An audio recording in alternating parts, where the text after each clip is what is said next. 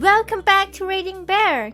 Today, we will take a look at some new malicious compliance stories. And if you enjoyed my content, please don't forget to subscribe to my channel and post some bear emojis in the comments. Let's go! First one is titled, "Want me to be extra specific on my time spent during the workday?" I can do that. I work in sales. I spend time in my actual office and on the road making cold calls. The small company I work for uses a call logging software that plans my trips to customers. A typical logged call would look like this: called X customer, time spent in call notes. About a year ago, the owner of the company asked me to create a customer called office work to ping on the software to let him know I was in my office and not out seeing customers. In the call notes, I would write a short general description on what I did in my time in office. A month ago, the owner decided his fresh out of college 22-year-old son was fit to be the manager of all salespersons.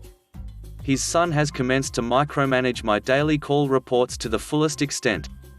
He has to write a report to his father what each salesperson does every day. I get texts or emails almost daily asking what exact times I did what in my office or on the road. This culminated to the owner's son demanding I log each individual task, such as driving to a customer, working on a spreadsheet, or even warming up my vehicle. The example he gave me, 7:30 a.m. to 7:49 a.m. checked and responded to email, 7:52 a.m. to 8 a.m. warmed up truck, etc. Each entry takes about a minute to create and log. He wanted to know what I was doing every minute of the entire workday. Fine, I can play ball. For the past week and a half, I have been scrutinizing every single second of the day to ludicrous extent. I timed 5 minutes and counted the number of breaths I took to get an average amount of breathing per minute. About 18 breaths per minute. Better log that. I began timing my bathroom breaks and logging it. My fastest bladder draining is 48 seconds including washing hands. I timed how long it took to fill up my water and logged it, 29 seconds from start to back at my desk. I timed how long to tie my boots and logged that, 4 seconds each boot. Sitting at a stoplight, logged. He now knows I can knock on a customer's door 10 times in 3 seconds. For about a week I logged everything I did every waking moment of the workday, including the bites of my salad for lunch. Hell, I even got the other salespersons to join in the malicious compliance. He was inundated in hundreds of reports each day he had to comb through. Today he sent an email to the sales force that we are no longer required to give specific times for tasks, but rather a general description would suffice. Just like it was before he took over. Next one is titled, "I give random answers to forced feedback survey." Only a little malicious compliance in this. Firstly, let me begin by saying I have no issues, in general, with feedback surveys. I get them all the time via email and text whenever I buy online, visit a restaurant or some point of interest, etc. I also like to smack the little smiley face button as I go through an airport.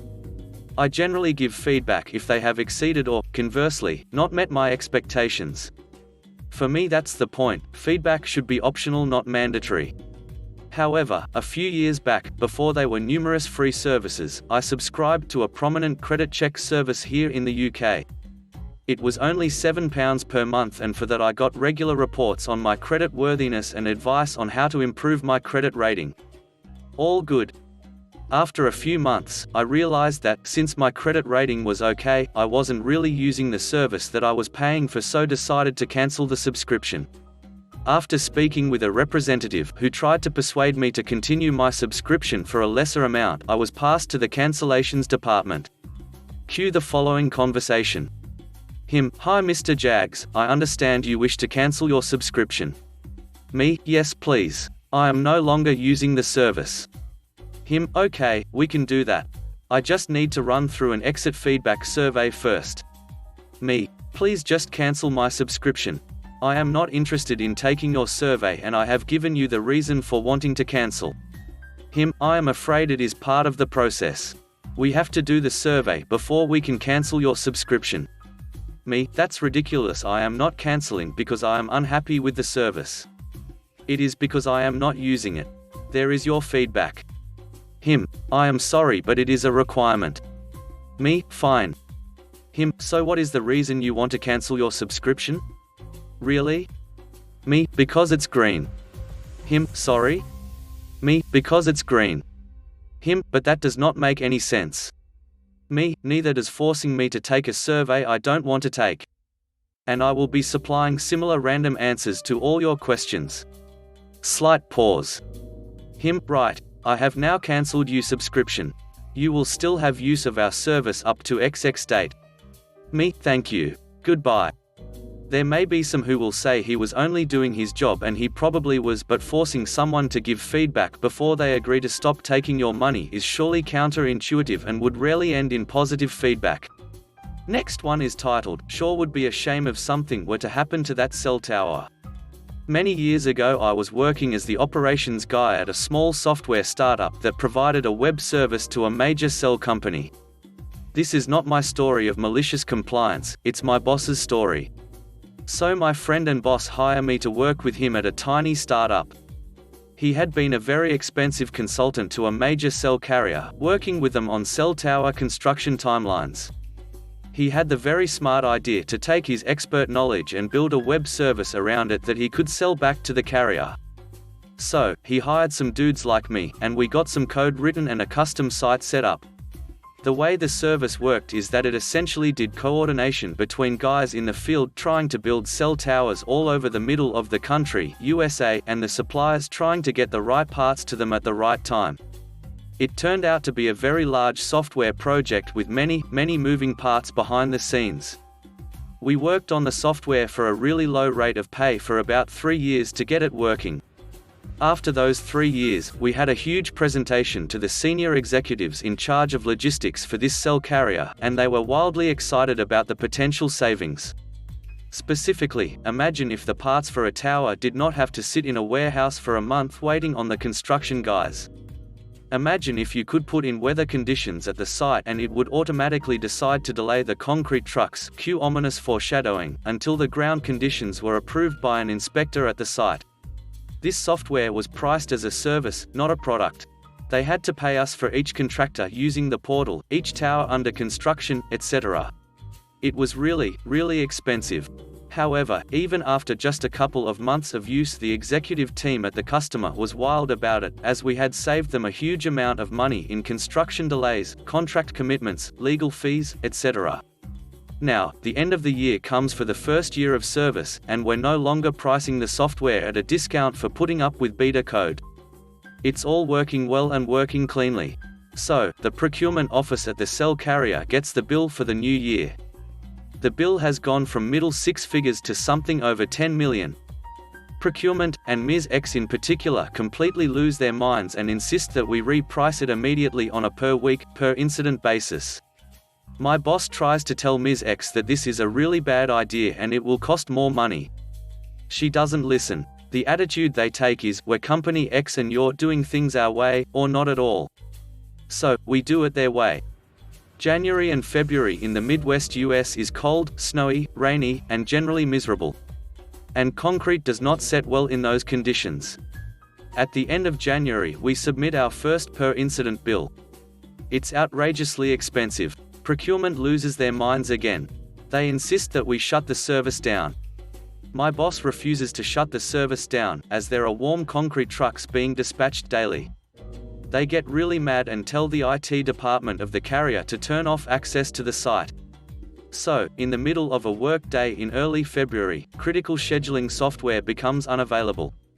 Concrete trucks and construction supplies start being scheduled by people making wild guesses. There's a tower someplace in South Dakota being erected on essentially mud. After a few days of no scheduling, our cell phones are blowing up from the senior execs at the carrier, threatening everything from doom to lawsuits. My boss tells them, look, we did everything that procurement asked us to, except for shutting the service down. We tried really hard to work with you. Procurement shut us out completely. We're done with that. We're not going to supply the service for free. If you want access, you send us a cashier's check for the amount due, plus late fees, plus a penalty fee, plus we don't ever have to talk to Mrs. X in purchasing ever again. In about 6 hours flat the IT guys reopen access through their firewall, service is restored, we have a delivery tracking number from a courier service bringing the check, and best of all, we get told, don't worry, that person in procurement is no longer associated with this organization. I left that company a few years later, but for the entire time I was there the bills were paid immediately by the carrier. I'm not sure they even examined them. Next one is titled, Check Out the Vehicles? Will do. A number of years ago I was a lowly enlisted guy that took my job seriously and never cut corners. Due to this, my leadership decided to task a similar counterpart and myself to inspect all of the vehicles before a major inspection. This was understandable and fine, up until they threatened to take away our days off for a single vehicle finding on the big inspection. Then they made a mistake and mentioned nothing is too minor to write up. Now, a normal day would involve inspecting the vehicles anyways, but typically only writing up something that is a safety issue or would cause damage to the vehicle. Given our expanded parameters, out of a roughly 80 vehicle fleet, the lowest number of write-ups on one vehicle was over 300, every single paint chip, every single discoloration of paint, anything whatsoever that we didn't consider factory fresh. Our superior told us that they can't go to vehicle maintenance with that laundry list or it would look like no one ever checked them out. I reminded them of the instructions they gave us and they kicked us out of the office. To my knowledge we passed the big inspection, but they never asked my coworker or myself to inspect vehicles ever again. Next one is titled, Join Our Club and Act Like a Jerk? You can run it yourself. Some years ago, I was finally out of debt and ready to start investing for my future. But I didn't have a clue how. That's when I heard about a national organization that promoted investment clubs, offering support and tools to help people like me learn about investing by doing it. I liked the idea, get smarter, play low stakes, and maybe have a drink or two while you do it. So, I told a few friends, they talked to their friends, and pretty soon, we had a budding investment club. Since we were all friends of friends, organizing went smoothly. We elected officers and adopted a simple charter, based on the national group's templates. Minimum monthly dues were set at $10, an amount any one of us could afford to throw away. But any member could contribute more than the minimum if they liked, and, to build up our investing pot, most of us did. Individual contributions bought shares in the club's holdings, like stock in a corporation. Higher contributions meant more shares meant more voting power when we made club decisions. As we got rolling, a few more people heard about the club and expressed interest. So, we created a little process, attend 3 meetings as the guest of a member. Then, if you're still interested, club members decide whether to offer an invitation. We always did. Sign the charter, pay this month's dues, and you're in. Most new members paid extra for at least a while to catch up to the voting power of the founding members. So, everyone stood on more or less equal footing. By year 2, we had settled into a friendly routine, holding monthly meetings that were one part socializing, one part learning, and one part considering what to do with our growing little pot of cash. We picked a few stocks, starting buying a few shares at a time, and portfolio performance was added to the monthly treasurer's report. We cheered each modest gain and learned from our small losses. Then came Pat. Pat was an outlier in our friend group. Most of us knew her, but few knew her well. She had a reputation for being a little too loud, a little too blunt, a little too arrogant, and a little too rude. But she was also known to be smart. In a club focused on learning, smarter couldn't hurt, right? Besides, our well-respected president had brought her in. And right away, Pat proved she was smart. She had reviewed our charter and our past minutes before she came to her first meeting. She asked solid questions about past decisions and our reasoning. She listened respectfully to the education and stock study presentations, probing politely, and made mostly appreciative comments after each meeting. Just a bit of smart butt thrown in once in a while, but we could handle a bit. After her third meeting, we sent her to the next room while we discussed inviting her to join us. There were a few misgivings expressed. We had all heard stories about Pat's capacity for unpleasantness, after all. But President said, I warned her pretty bluntly that she needs to behave when she's here. We're all friends, but this is business. Money is serious. So, I told her, keep yourself in check. Leave your attitude outside. Ultimately, everyone agreed, she had indeed behaved. We had no reason to doubt her sincere interest. So, we called Pat back in and President said, "Congratulations, Pat. Just pay your dues and sign here." With a flourish, Pat handed Treasurer a $10 bill, and everyone applauded as she signed the charter. Then she said, "Thank you, all, thank you. But frankly, you really don't have any way to keep me out." The room got quieter.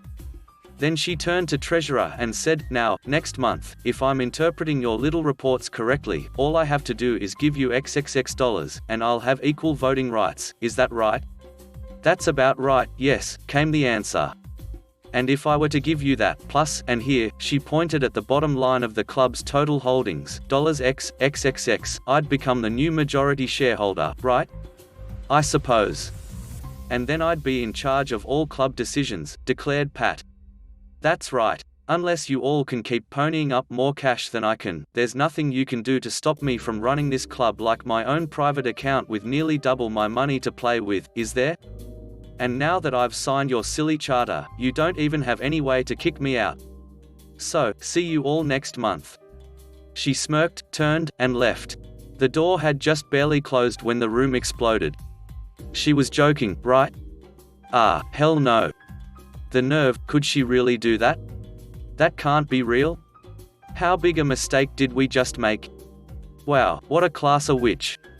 But as we looked over our template-based charter, we found she was right. There were requirements for tax reporting, officer fiscal responsibilities, bank and brokerage relationships, conflicts of interest and a host of other issues we'd never faced and never expected to face. There was boilerplate language about how to buy out a voluntarily withdrawing member. There was a provision allowing us to involuntarily withdraw someone who didn't keep up with dues and/or attendance.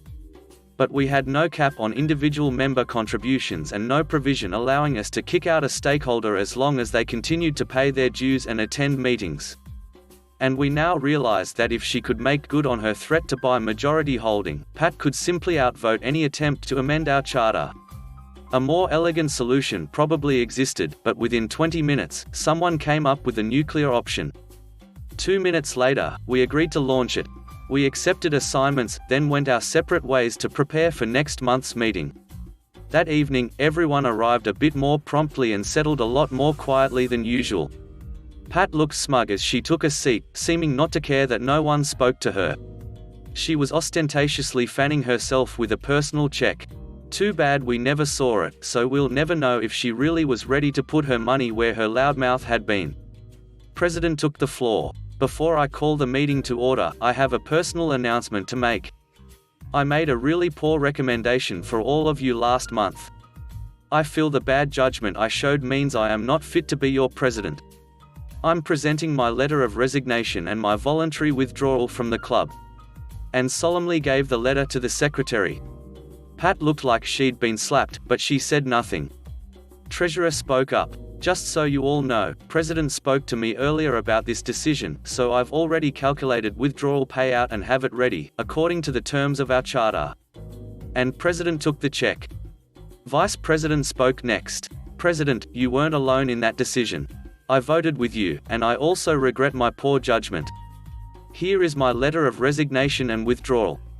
Treasurer said, "And here is your withdrawal payout, prepared as we discussed." And on it went. In small clusters at first, then all in a rush, each club member declared they'd made a terrible decision, presented a letter, and collected an already prepared check. Sometime during the rush, Pat stopped being silent. "Okay, I see. Yeah, I get it. Seriously, you've made your point. That's enough, now. You don't have to keep up this act. Knock it off already, you suckers." But we didn't. With all the letters collected, Secretary added them to the back of a fat binder containing copies of all the club minutes and gave the binder to Pat. "Your next club secretary will need this." Treasurer was right behind with a similar binder of financial records, a $10 bill on top. "Here are all your club's accounting records and remaining assets." President added the signed charter to the stack. "So, Pat, looks like you're now a club of one. You win. Good luck. And goodbye." We all stood and stared silently until she shoved the stack to the floor and saw herself, sputtering, to the door. Within 10 minutes, we had signed our newly upgraded charter, re-elected our officers, torn up all our payout checks, and put our new club back to business as usual. Okay, maybe just a bit more giggly and a little more pleased with ourselves than usual. Never saw Pat again. Didn't care. Last one is titled, "Don't Trust the Groceries I Picked Up for You. I'll take them for myself, for free." I lost my job due to pretty annoying circumstances we all are aware of, and I've been struggling since it started, eating less and less every day to make food last. I happened to find my old bike and decided that I could maybe start working doing delivery services. Business was slow at first, but my contact managed to land on some nice people that thought they could help me out, and I don't charge a lot, just the exact amount of money I need to buy whatever they want, plus the delivery fee, which is basically nothing in my country. Normally, I charge the delivery fee after I've delivered the food. Today, a new lady called me asking if could buy her groceries, like 2 weeks worth of groceries for a family of 4. This is a lot of money. At first, she refused me to pay me the amount for the groceries, but after I explained to her that my only income was going to be the delivery fee and her calling me an untrustable witch a few times, she finally figured out how my system works and how I will not be able to steal from her. She agreed. In other circumstances, I wouldn't have argued and just let her go the moment she became rude, but I needed the money. So, off I went to buy her items. My bike doesn't have a place for me to put a basket or something, so I have to carry all of my deliveries in a backpack. It normally isn't a problem, but today, I had to carry around maybe 110 pounds, maybe more, not sure, it was heavy as hell, worth of food in my backpack and on the bike's handles for 2 hours while biking around the city. When I finally make it to this lady's house, which was not in an easy route, I took some minutes to just lay down on the sidewalk in front of the building and texted the lady. When she came down, she expected me to carry her stuff up to her apartment too. I said sorry and that I was too tired, and it was too much weight. Also, unless they really need me to help, I do not carry the stuff up to their apartments. It makes me uncomfortable, especially if they have a family that can help, but I was unable to answer her fully because I was still trying to catch my breath. If you can't deal with it, then don't work as a delivery worker. Ugh, whatever. I'll call my husband. Is it going to be 5? She said. I need to sort that out with you. I normally charge 5, but due to this delivery being particularly hard for me, is 7 okay for you? This was a 2-hour trip biking with around 11 pounds of stuff. No, I am not paying you that. You charged my friends 5. Yes, I charged them 5 because they asked for less stuff, and the trip was shorter. It was easier. In reality, I should have charged double for this, but I think 7 is a good com, and as I was talking, I sneezed. Oh no. I have allergies. I am supposedly allergic to dust, but honestly, my allergies trigger with everything. Today was a cold morning, so I already had a runny nose, and the mask wasn't helping a lot with keeping stuff out of my nose. What? You have the virus? I should have known since you go around with that bike. Now you've contaminated my food and want to overcharge me? Oh no, you little witch. I'm calling the cops on you. Give me my money back. No, wait, I'm just allergic to, I'm probably infected too now. You should have told me, and now you are going to bring it into my home. What have you done? She was also wearing a mask and had a bottle of hand sanitizer which she was now rubbing frantically in her hands while still rabbling about how I was a horrible person and a witch and a scammer and a thief and a threat to her and her children. The insults were growing more and more. She even demanded that I go to my house, disinfect her food, and then deliver it back because it's the least I could do. My house is an hour away. Ma'am, I can't do that. I assure you it's fine. I've been isolated the full 4 months. I've only been working on this for around 2 weeks and that is enough time to get it. You are going to leave my children without a mother. Oh God. I tried to argue but it got extremely ridiculous.